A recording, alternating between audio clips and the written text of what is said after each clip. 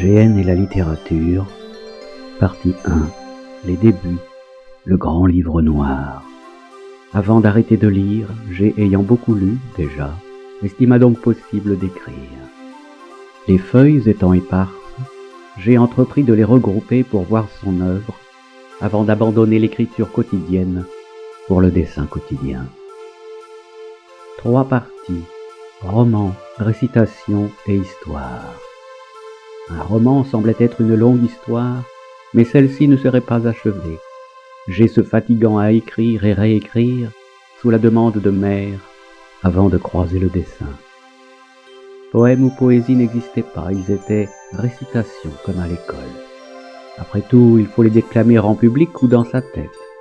C'est là leur fonction première, théâtrale. Une histoire était donc un court roman achevé. Entamé sur des feuilles de classeur petit format empruntées à Marx ou Sorem, ce roman inachevable se poursuivait dans le grand cahier noir, 3 jugements pour l'héritage. La tentation du dessin conduisit à l'illustration des héros dans un style passager. Il est bien de fixer les personnages dans le réel. Quant aux récitations, elles étaient aussi qualifiables de poèmes ou chansons. G, déjà omnimédia. Premier poème répertorié supposé de 1967. La Fontaine était là. Le long titre fut modifié. Illustration pour agrémenter, le dessin n'était jamais bien loin. Ce fut seulement à partir du 7e poème que le grand cahier noir servit de compilateur.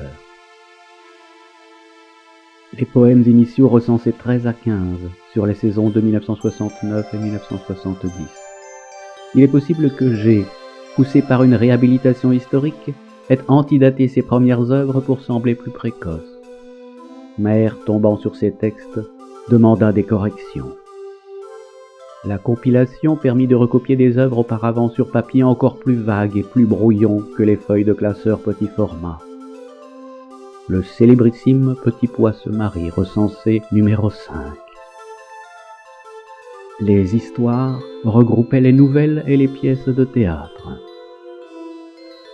L'or dans la montagne, trouvé grâce à la laine d'un mouton, comme dans vos légendes dont G n'avait pas ou plus connaissance. Nouvelle achevée avec happy end, heureuse fin, disait mère. Encore de l'or cette fois avec une clé. Mais l'histoire fut inachevée, le temps n'était pas encore venu de la persévérance. Club des 5 et clan des 7 déjà pris par Enid, alors clan des 6. Entamait aussi la chasse au tigre en Afrique. Cette Afrique était puisée dans l'imagerie du Goumier, de Simenon, de Montfred, de Syntex, de Schweitzer, de Tintin. Mais il ne s'agissait ni de copie ni de plagiat. L'imagination de G ne permet pas d'en douter. Dans cette nouvelle, vous avez lu fou, vous avez lu feu, alors tout était là, déjà. Avec les scénettes de la famille Durata, G s'essayait au théâtre. Vous aviez vu, vous, sa mise en scène pour la fête de fin d'année en primaire? Il était drôle, ce vieillard courbé cherchant la maison de redressement, non?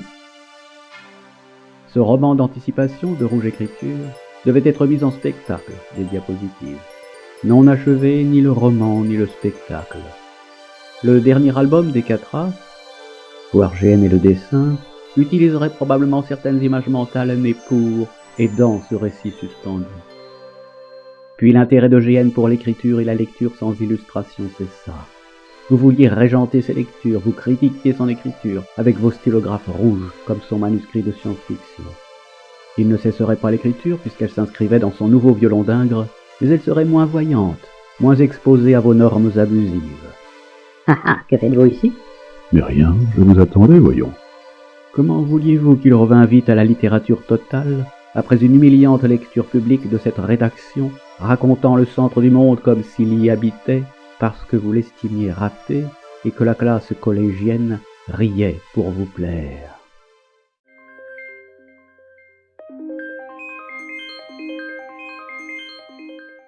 C'est exact qu'il réussit un magnifique exposé sur le Concorde, fierté nationale, fierté familiale, fierté technologique et raté économique par cause d'un diabolique complot. Mais cela tenait plus du spectacle que de la littérature. Ses camarades n'avaient guère écouté, et le jeune remplaçant d'histoire, surpris de ce talent manifesté dans le brouillard scolaire de G, ne réussit pas à convaincre ses collègues d'une telle capacité chez ce pauvre garçon. Le professeur de français était catégorique. Ses prémices littéraires, en supplément des incessants travaux exigés par mère, seraient donc abandonnés pour la liberté de la bande dessinée que personne, chez les N, ne maîtrisait suffisamment pour s'immiscer dans son apprentissage solitaire. Après la désillusion dessinée, une désillusion de plus, G reviendrait plus armé, plus persévérant dans la nouvelle puis le roman, travaillant grandement en sa mansarde, anonyme dans vos agitations parisiennes, pour d'autres illusions, d'autres désillusions. Fin des commentaires.